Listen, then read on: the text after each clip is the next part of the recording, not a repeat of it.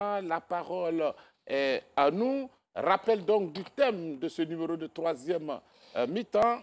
FIFA, élection FIFA, où est passé le dossier ivoirien?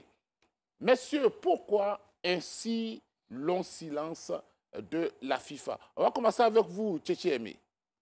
Ah, et c'est long silence.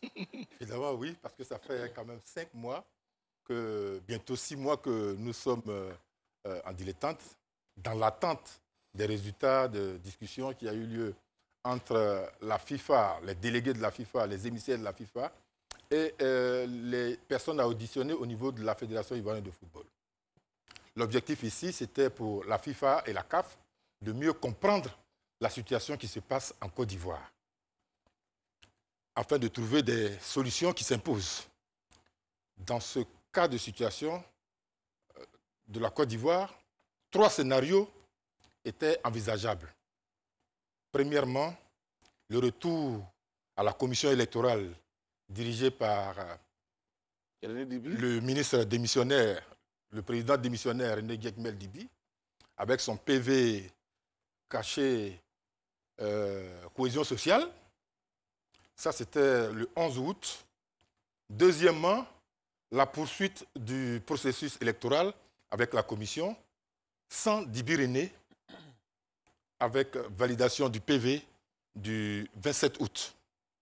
Et troisièmement, une assemblée générale extraordinaire pour recomposer la commission électorale avant le 1er septembre, date du début des élections.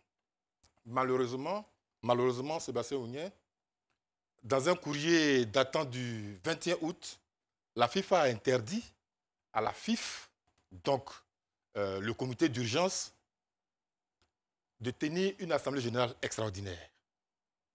Or, le comité d'urgence, émanation du comité exécutif, est compétent pour l'examen des questions urgentes dont le traitement requiert célérité.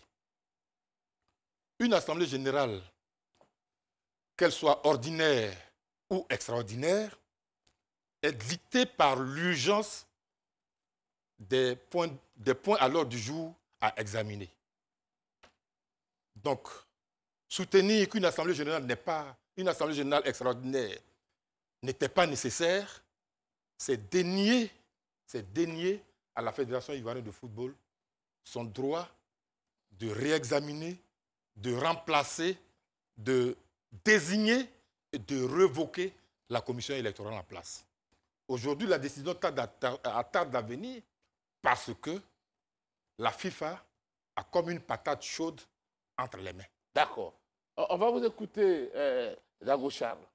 Bon, moi, c'est vrai qu'Aimé a essayé de ressasser plus ou moins ce que nous avons vécu ici en Côte d'Ivoire, mais force est de reconnaître que tout ça, tout ce qui est arrivé au football ivoirien, est du fait des Ivoiriens eux-mêmes. C'est de notre fait. Voilà, on a été incapable, au travers de cette commission électorale, de gérer une question électorale. Alors que les choses étaient aussi simples que ça. Les tests en eux-mêmes étaient aussi clairs par rapport à l'éligibilité des uns et des autres. Et donc, pour moi, il devrait être plus facile pour cette commission-là de nous dire rapidement qui pouvait aller aux élections et que celui qui n'était pas content devait utiliser la voie de recours au niveau de la commission de recours. Et puis, c'était fini. Mais ce n'a pas été le cas. On est resté avec des responsables, des hommes vraiment pour lesquels j'ai beaucoup de respect et de considération, en train de tergiverser jusqu'à ce que la FIFA vienne s'immiscer dans cette histoire au dernier moment. Mais c'est vrai qu'on a donné l'impression aussi qu'elle avait un agenda caché. Parce qu'après avoir auditionné tout ce monde-là, normalement, cette question ivoirienne devait être réglée dans les 72 heures qui suivaient. Mais elle a mis tout ce temps. Pourquoi? Est-ce parce que dans son agenda caché, sa solution ou sa vision ne peut pas être prise en compte? C'est pour cela qu'elle elle se comporte de la sorte? Ou alors est-ce parce que le cas ivoirien semble si extraordinaire? On a vu dans plein de pays où ce type de situation-là ont été réglées le plus rapidement possible, ou mieux, bon, pour d'autres questions, on a installé un comité de normalisation, et puis bon, les choses ont continué. Mais non, ce n'est pas le cas. Moi, je pense que après qu'on ait fait quand même cette erreur-là, d'être incapable d'organiser notre élection, et puis de nous assujettir aussi à la FIFA, il était important que le comité exécutif voilà, se réunisse et que appelle autour, pour moi, hein, une réunion du comité exécutif élargi. Parce que ça aussi, c'est un nom. Une commission exécutive, une réunion à un comité exécutif élargi aux membres actifs pour discuter de la question. Quelle est la suite à donner au championnat ivoirien, vu qu'il n'y a aucun test juridique, aucun test qui empêche la Fédération ivoirienne de football à organiser le championnat. Aucun.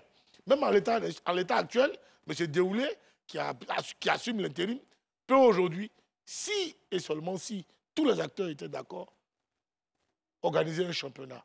Et puis après, pourquoi pas continuer les élections. Mais non, tout le monde a dit qu'on attend les élections. Certains disent que non, tant qu'il n'y a pas un nouveau président, on ne va pas. Et c'est toujours nous, les Ivoiriens, nous-mêmes, qui avons créé nos problèmes. Donc pour moi, on n'a fait que faire ce que la FIFA souhaitait dans ce dossier ivoirien.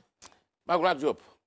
Oui, Sébastien, je peux dire que la FIFA a eu, comme Charles l'a dit, a eu à gérer des dossiers beaucoup plus complexes que celui-là. Donc, on se pose beaucoup de questions.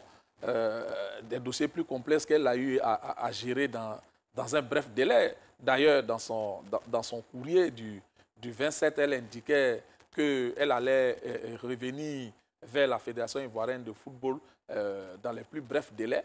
Ben, les plus brefs délais, depuis la fin août jusqu'à maintenant, nous sommes dans les plus brefs délais.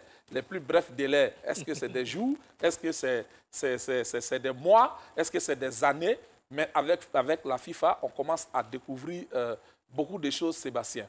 Donc, le dossier ivoirien n'est pas vraiment compliqué pour la FIFA. Je pense qu'elle aurait pu rendre une décision le plus rapidement possible. Mais si jusque-là, elle tergiverse, il y a une raison. Nous ne sommes pas dans le secret des dieux, mais on peut tout de même analyser. Et quand on analyse, personnellement, quand j'analyse, je pense plutôt que soit c'est un manque de volonté, ce silence-là justement, c'est un manque de volonté de rendre une décision, ou bien c'est une décision ou bien une manière de punir cette fédération-là qui a souvent donné du fil à retordre à la FIFA depuis 2016. Alors, Sébastien, Kéké a parlé tout à l'heure de patates chaudes que la commission électorale aurait mis dans la main du secrétariat de la FIFA. On peut concevoir cela certainement comme une patate chaude, effectivement, parce que je pense que la FIFA se pose beaucoup de questions. Elle hésite. Pourquoi elle hésite? Elle hésite simplement à cause du TAS, à mon avis. Elle hésite à cause du tribunal arbitral du sport. Si le tribunal arbitral du sport n'avait pas existé, je pense que la FIFA aurait depuis lors abusé de son pouvoir. Mais c'est en pensant au tribunal arbitral du sport qu'elle est en train de prendre toutes ses précautions parce qu'elle ne veut pas se faire encore traîner devant le TAS par la Fédération ivoirienne de football et surtout, elle ne veut pas encore baisser pavillon devant la Fédération ivoirienne de football dans un procès au TAS. Donc, je pense que c'est surtout les recours qui peuvent être faits au TAS qui retiennent les responsables de la FIFA. Alors, ils sont peut-être en train de réfléchir pour voir toutes les dispositions qu'ils pourraient prendre pour ne pas que leurs décisions soient invalidées auprès du TAS. Sinon, je ne vois pas ce qu'il y a de plus compliqué. Soit le processus électoral se poursuit, soit on déclare tout le monde éligible, soit on valide la décision qui avait été prise par la commission électorale, soit carrément la FIFA annule tout et elle met en place un comité de normalisation. Qu'est-ce qui l'en empêche? Qu'elle mette le comité de normalisation en place et puis advienne que pourra. Si tant est qu'elle pense qu'elle est dans son droit de le faire, qu'elle le fasse. Et la fédération, comment on appelle, réagira. Tchétché, mais vous pensez qu'au niveau de la commission d'audition FIFA-CAF, vous sentez qu'il y a eu une division quelque part? Oui, on peut le penser aisément. Aisément, et Magloire vient de le rappeler, il y a le TAS qui est derrière. Mais Sébastien, avant de répondre à votre question, est-ce que vous pensez que dans une fédération européenne, la FIFA se serait comportée de la sorte? Je ne crois pas du tout. Voilà, ici on se laisse marcher dessus. Et la FIFA pense qu'elle peut dicter tout ce qu'elle veut aux fédérations africaines. Non, il faut que la FIFA arrête un peu. C'est un peu abusé ce qu'elle fait, la FIFA. Comment suspendre toute activité sportive dans un pays pendant, aujourd'hui, quelqu'un a parlé de 10 mois tout à l'heure, 4 mois, 5 mois bientôt, pour être plus précis. Il faut que la FIFA arrête. Donc oui, en ce moment, je crois qu'ils sont pleinement divisés. Et Magloire le rappelait sur le problème du TAS. Parce que les textes, tout le monde est d'accord pour appliquer les textes. Les textes de la Fédération ivoirienne de football qui sont eux-mêmes copiés sur les textes de la FIFA. Donc, à temps normal, c'est une décision, c'est une réponse qui aurait été donnée aux Ivoiriens depuis bien longtemps. Pourquoi traîner? C'est parce qu'ils sont divisés. Vous partagez cet avis? Il y a une division quelque part? Non, moi, je ne crois pas qu'il y ait division. Dans la mesure où je crois que la commission audit de la CAF avait refusé de participer au dossier, d'entrer dans le dossier ivoirien. Voilà, donc pour moi, c'est une commission exclusivement de la FIFA qui ne voudrait pas que le football se joue en Côte d'Ivoire. Mais là où ce n'est pas joli, permettez-moi l'expression, c'est le comportement vraiment de la FIFA. À côté du comportement de la FIFA, celui même des dirigeants des clubs du football ivoirien. La FIFA, quand la CAF a eu des difficultés, a fait venir Fatma Samoura pour venir auditer la FIFA, réorganiser tout ce qu'il faut.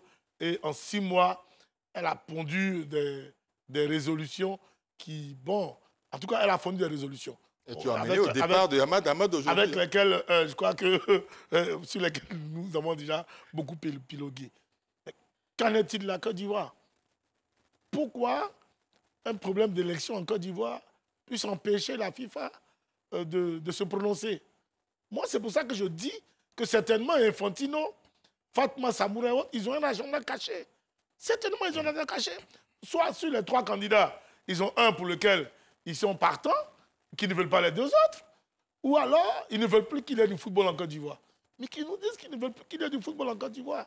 Puis ça s'arrête là. À côté de ça, les dirigeants du football ivoirien eux-mêmes, des gens qui disent qu'ils aiment le football, des gens qui disent qu'ils sont dans le football, ça fait 40 ans, 50 ans, 60 ans pour certains, peut-être 100 ans pour d'autres. Quand on les entend, qu'on discute avec eux sur la question du championnat ivoirien, mais certains semblent même tout de suite même ne peuvent pas être concernés, parce qu'ils se permettent même de dire, tant qu'on n'a pas un président, on ne joue pas championnat. Mais attendez, pourtant, juridiquement, aucun test ne vous empêche de jouer le championnat. Vous pouvez jouer le championnat, même sans un président. C'est possible. Un président, je veux dire, élu, c'est possible. Parce que, simplement, on est un président. Les tests disent que c'est lorsque le prochain président est élu qu'il y a une passation de charge. Donc, Diaoulé et Omer étant là, tous les présidents des clubs peuvent se unir, puis ils vont jouer. Et je suis convaincu, mon Charles Dago, que lorsque tous les dirigeants du football ivoirien vont s'asseoir sur une même table pour dire on reprend le championnat dans 2 semaines, vous verrez, la FIFA va venir pour dire attendez d'abord qu'on organise les élections. Mais comme ils ne veulent pas eux-mêmes, ils veulent forcément que peut-être que le comité exécutif sortant, dirigé aujourd'hui par Diaoulé, forcément parte avant qu'un nouveau comité arrive. C'est pour cela que tout le monde se plaint dans cette situation. Et donc la FIFA profite. Donc quelque part, c'est vrai que la FIFA joue un mauvais rôle. Et puis c'est sûr que dans le dossier ivoirien, elle sera déboutée au TAS. Ça n'a pas besoin, on n'a pas besoin de faire la Sorbonne pour ça. Ça, tout le monde sait. Tous les tests ne plaident même pas en leur faveur. Le président Sidi, à son âme, avait déjà fait 2 courriers pour relancer la FIFA. Ils n'ont jamais répondu aux courriers. Donc tout le monde est informé de la situation. Et donc pour moi, il est important aujourd'hui de débouter au plan national la conduite de la FIFA. Donc les dirigeants ivoiriens s'asseyent pour dire qu'on reprend le championnat fin janvier avec M. Diaoulé Oumer comme président intérimaire. On repart avec les mêmes. Et c'est comme ça qu'on saura ce qui se passe. Sinon, eux, ils sont contents. Hein? Charles. Ils sont contents, ils sont dans leur aise. Charles.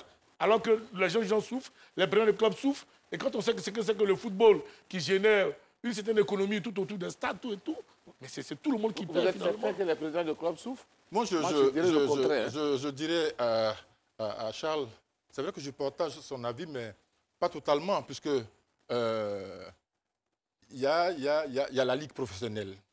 La Ligue professionnelle, certes, est chargée de gérer au nom de la fédération toutes les compétitions, mais sous le couvert, sous l'autorité du bureau, du comité exécutif. Voilà la différence. Sous l'autorité du comité exécutif. Or, les réfractaires à la reprise du championnat ne sont pas prêts à travailler avec ce comité exécutif. Mais on dit la même chose. Oui. On dit la même chose. Oui, mais là ce que je ne comprends pas, c'est qu'on ne communique pas là-dessus. Parce qu'aujourd'hui, on ne peut pas me dire, ou bien nous dire, qu'il y a des présidents de clubs qui disent qu'ils ne reprennent pas le championnat. À quel moment il y a eu une réunion convoquée? Et la Ligue professionnelle a convoqué les présidents quand des clubs. Quand la Ligue professionnelle a convoqué les clubs et que certains clubs ou les clubs ont dit non, est-ce que la Ligue professionnelle a communiqué pour dire à tout le monde que voilà ce que nous avons eu comme démarche et voici là où nous étions bloqués? Personne. Je suis d'accord avec toi, Sébastien. Permets que je rebondisse là-dessus. Parce que quand la Ligue professionnelle a communiqué, même ne serait-ce que pour une réunion du bureau exécutif, au niveau de la Fédération ivoirienne de football, certains présidents qui font partie de la Ligue professionnelle ont démissionné de la Ligue professionnelle déjà. Ont démissionné de la Ligue professionnelle pour marquer leur désaccord avec ce comité exécutif existant. Ça, c'est un fait. Maintenant, cette Ligue-là, ce comité exécutif n'a pas peut-être communiqué sur la volonté de certains clubs à ne pas reprendre le championnat. Mais c'est pour ça que je dis à ce comité exécutif de lancer l'appel de l'organisation du championnat. Donc on verra qui ne veut pas jouer. Et les tests seront appliqués à ceux qui ne veulent pas jouer. Parce qu'aucun test n'empêche, je le dis et je le répète, cette commission-là, le bureau exécutif, d'organiser le championnat ivoirien. Donc quand il va vouloir organiser le championnat ivoirien, ceux qui ne voudront pas jouer, on se souvient il y a 3-4 ans, où certains clubs s'étaient permis de refuser de démarrer le championnat, avaient été suspendus lors des premières et deuxièmes journées. Après, ces clubs sont revenus dans le championnat. Donc pour moi, il faut que ce comité exécutif-là se décide, prenne sur lui d'organiser le championnat. Peut-être qu'on me dirait que M. Sori Diabaté est toujours président de la Ligue professionnelle, et donc peut-être que c'est lui qui serait gênant. Mais si on le dit, mais la Ligue professionnelle, là, il y a un vice-président ou c'est toute une commission. Le président Sori Diabaté étant candidat, on peut le mettre de côté et puis nommer un nouveau président par intérim aussi au niveau de la Ligue professionnelle. Et puis jouer le championnat ivoirien. On ne va pas rester longuement sur ces détails-là. Pour moi, ce sont les dirigeants ivoiriens qui ne veulent pas jouer au football. Ce sont ceux-là qui ne veulent pas jouer au football. Magloire Diop. Oui, Sébastien, je voudrais terminer avec la FIFA. Effectivement, je pense que la FIFA est divisée. La commission électorale a rendu la conclusion de ses travaux au secrétariat général de la FIFA. Selon mes informations, les représentants africains au sein de cette commission-là n'auraient pas souvent parlé le même langage avec ceux de la FIFA. Et donc, je pense que ce dossier-là, qui est actuellement entre les mains de Mme Fatma Samoura et bien sûr la division des associations membres qui est dirigée par M. Véron Mosengo, ils sont dans un très grand dilemme parce qu'ils sont face à une situation où il n'y a pas d'unanimité. Ça, c'est clair, c'est ce qui les bloque. Maintenant, pourquoi la fédération ivoirienne ne fait rien face à ce silence-là? Face à ce silence. Oui, non, mais pourquoi ils ne sont pas d'accord? Pourquoi la fédération... Non, il y a plus. Ils ont fait des auditions. Ils ont rendu les conclusions de leurs travaux. Maintenant, il appartient au secrétariat général de décider. Et il n'arrive pas à décider. Pourquoi il n'arrive pas à décider? J'ai dit tout à l'heure que, pour moi, c'est certainement la peur que la fédération ivoirienne les amène devant les TAS et la peur de voir leurs décisions invalidées devant les TAS. Maintenant, la fédération ivoirienne, pourquoi jusque-là, elle ne dit rien? Elle a fait ce qu'elle pouvait faire, c'est-à-dire fait des courriers pour interpeller la FIFA. Et c'est ce qu'elle a été fait. Même le président Sidi Diallo, paix à son âme, sur son lit d'hôpital, a dû écrire à M. Gianni Infantino pour l'interpeller sur la situation ivoirienne. Le président de la FIFA n'a même pas eu la courtoisie de lui répondre. Et le monsieur est allé dans l'au-delà avec ce courrier-là. Ce n'est pas gentil de la part de la FIFA. Quand on vous écrit, il faut au moins répondre au courrier. Et donc, Sébastien, aujourd'hui, la Fédération ivoirienne ne peut rien faire parce qu'il n'y a pas de décision de la FIFA. Sans décision, elle ne peut pas aller devant le TAS. Voici le problème. Si au moins il y avait une décision, elle serait allée devant le TAS. Donc, nous sommes dans une situation de blocage qui a été créée, pour moi, par la FIFA et qui impacte sur la vie fédérale. Raison pour laquelle les compétitions ne sont pas organisées jusque-là. Parlant d'organisation de compétition, il faut voir les acteurs. Il y a celui qui organise la compétition, la fédération à travers la ligue professionnelle, et il y a ceux qui participent à la compétition. Je pense qu'on semble ignorer ce maillon-là. Il y a ceux qui participent.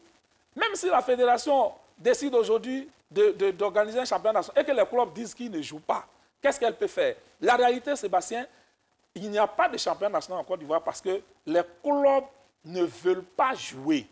Il faut le dire aux Ivoiriens. Les clubs ne veulent pas jouer des championnats nationaux tant qu'il n'y a pas d'élection. Ils n'ont pas le courage de vous le dire. Mais nous, devant, devant cet écran-là, nous vous le disons. Les clubs n'ont pas le courage de vous dire qu'ils ne veulent pas jouer le championnat ivoirien tant qu'il n'y a pas d'élection. La raison est simple. Quels que soient les camps, à mon avis, quels que soient les camps, les clubs ne veulent pas jouer. Mais c'est ceux-mêmes du camp de M. Idriss Diallo qui ont été les plus véhéments sur cette question. Je vous apprends, Sébastien, qu'il y a eu une rencontre entre les clubs. Et cette rencontre-là a accouché d'une souris. Il y a une rencontre entre les clubs pour voir dans quelle mesure le championnat pouvait reprendre. Mais les clubs qui étaient issus du GIS ont refusé, mais carrément, de reprendre la compétition. Et ils ont sorti, bien sûr, les thèses qu'ils n'ont jamais cachées. N'oubliez pas que M. Idriss Diallo avait adressé un courrier à la FIFA. Et dans ce courrier, M. Idriss Diallo disait quoi? Il disait que le comité exécutif sortant ne dispose plus de la légitimité nécessaire pour entreprendre les actions visant à relancer les activités footballistiques en Côte d'Ivoire. Et il ajoute l'impossibilité pour le comité exécutif de prendre toute décision de reprise des activités sportives de football résulte non seulement de son absence de légitimité, mais aussi du fait qu'en raison de la présence sur la liste des candidats à l'élection en cours de 11 membres du comité exécutif sortant, toute décision de sa part est porteuse de conflit d'intérêts au sens du code éthique de la FIFA. Donc, il y a des clubs qui ne reconnaissent pas la légitimité de ce comité exécutif-là. Or, c'est ce comité exécutif-là qui a mis en place la ligue professionnelle. S'ils ne reconnaissent pas le comité exécutif, ce n'est pas la ligue professionnelle qu'ils vont reconnaître, Sébastien.